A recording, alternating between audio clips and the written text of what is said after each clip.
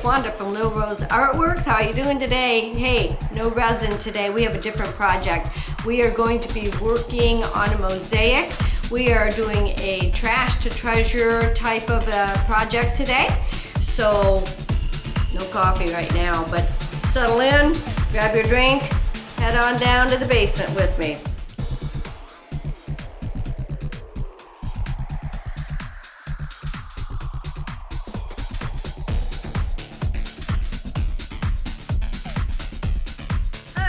All right, we're gonna get started on this. I've got my sweatshirt on because it's chilly down here in my little basement.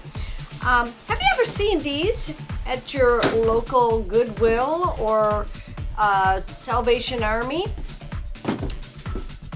They're kind of boring pieces, but we're gonna make them interesting. Now, I haven't quite decided what we're going to do with this center. I'm thinking I might put a mirror in here.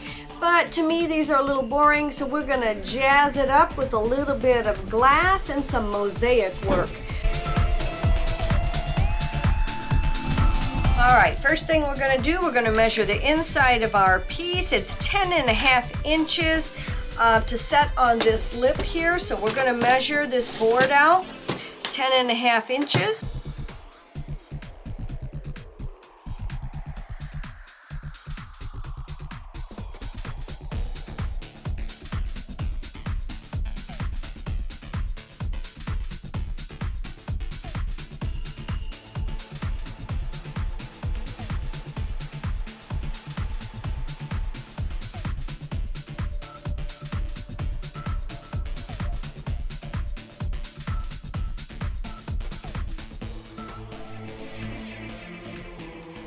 Chosen my glass for this project, and yes, I know not everybody has glass sitting around, but I happen to. And I'm using some art glass. Again, you can get them from, if you have a stained glass store, you can get some scrap pieces for rather cheap. I've already cut these up. We'll go over that in a moment. I have this large piece of glass. And we're going to be using these pieces of glass to update that little piece that we found at the Goodwill. So I have already, as you saw earlier, outlined my pattern here, and we're going to be just filling it in with these cut pieces of glass. Now, I did make a decision to not get real intricate since this is the first one. So we're just going to be filling in the geometric shapes with glass. Actually, I like to use all different types of mediums when I'm doing artwork, and I've actually decided here that I'm going to use some beads in a beaded necklace because the colors all match. So what I'm doing now is I'm using my tools. The tools that I have are a glass cutter, or it actually scores your glass to make it easy to cut. This is actually the device you use to pop it. You can use your hands. And this is a nipper. You can use a nipper.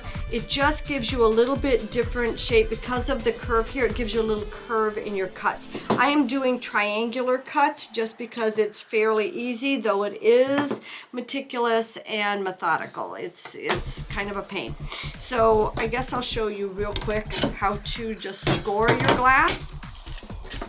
And I don't really care about being meticulous as in how straight my lines are, because this is not stained glass, it's just mosaic.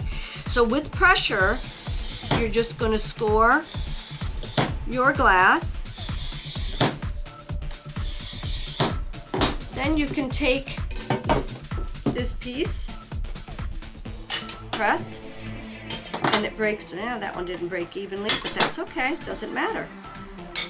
Just press and it breaks and gives you your pieces of glass.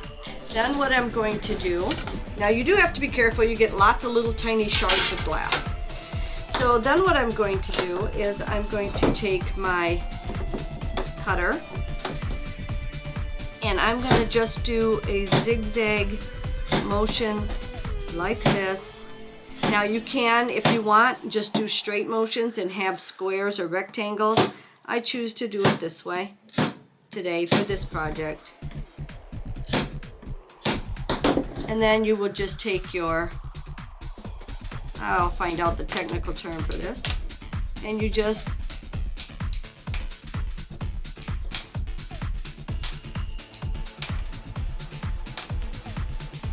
that one didn't quite break. That's all right. Come back and break it up. It makes it, of course, in the area that you scored, it makes it weak and allows you to cut it very easily. I'll show you what the nippers look like in just a second. I'll just do these. And I'm going to again not make you watch me do all of this. I'm going to do it off camera, but letting you know that this is what I'm going to be doing to work on our project. Now I'm going to use those nippers. These have a little bit of a curve in them, so when you cut this, you end up with just a slight curve to your glass as opposed to a straight edge. Might not make a difference to you. I'll tell you what, it goes a lot faster that way. If it doesn't bother you, just do it that way. It does go faster. And again, be careful of the space that you're working in. You get little glass shards flying all over the place. So, all right, I'm going to continue to cut some glass.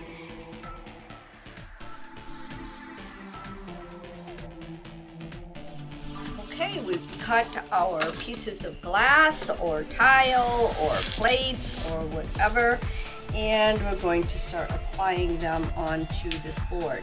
Now, if you happen to have some glass or tile that is see-through, you may want to paint your board. All of mine have a little coating on the back, or you can't see through them, so I'm good with what I have. I am using a construction adhesive, and I'm just going to put this on the board.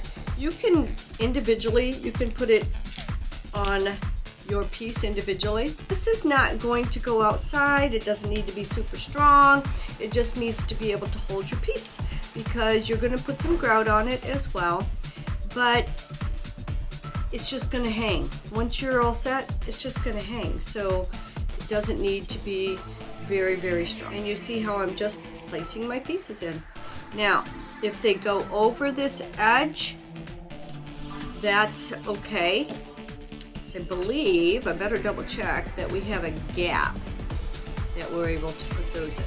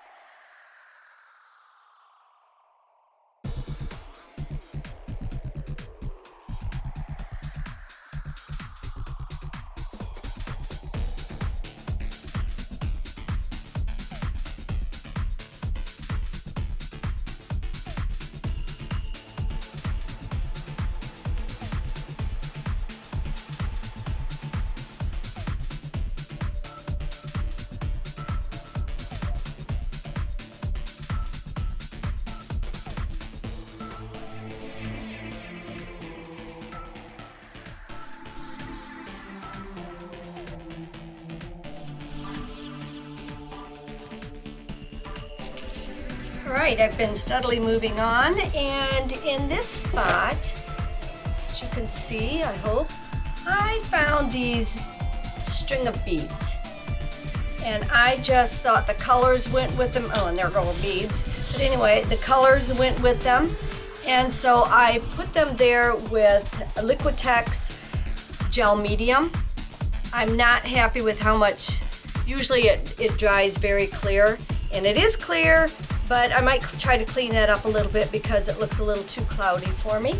And I am going to continue on. I've made a decision to go ahead and fill in the board, even though you don't have to.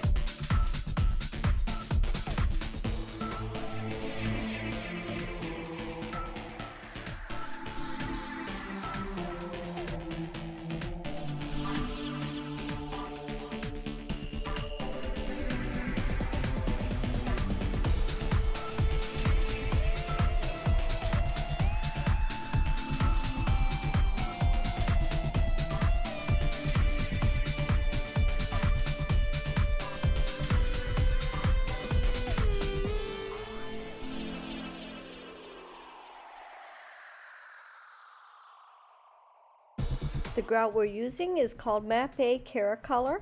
It's an unsanded grout with polymer. I've mixed up my grout. It's not necessarily the color that I would have chosen, but it is what I had on hand, so it's going to work. A thickness of maybe oatmeal, or if you've made macarons before, kind of a little bit macaron consistency. And all you're going to do is take it and spread it on. Now, I'm using a spatula right now. You mix it up with water. Just follow the directions on your grout. You can use something with a flat edge like this. You can use your hands. You can use the spatula. You can use whatever you want to do, but what you really want to do is make sure it gets in between your pieces. You also don't have to worry too much about it. You think, oh gosh, that looks awfully messy. It's not messy, it's fine. I actually like to use my hands because I like to go back and rub in. I don't worry too much. I don't worry about cutting myself because these are pretty level pieces. If it was uneven, I'd worry a little bit more about it.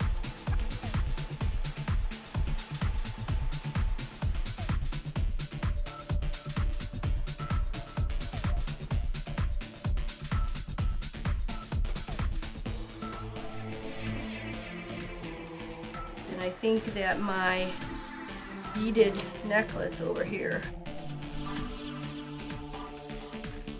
All right, we've let that set up, and now cleaning it off. Now, is it totally done? No. Is it getting there? Absolutely. The grout is going to take a while to dry, but we get to see what we did. There may be places that you have to wipe the grout off a little bit more, but we need to let this set up.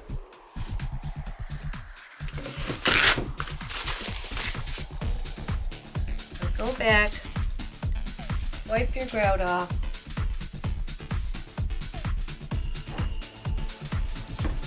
This is what it's going to look like in the end. A nice, interesting, colorful piece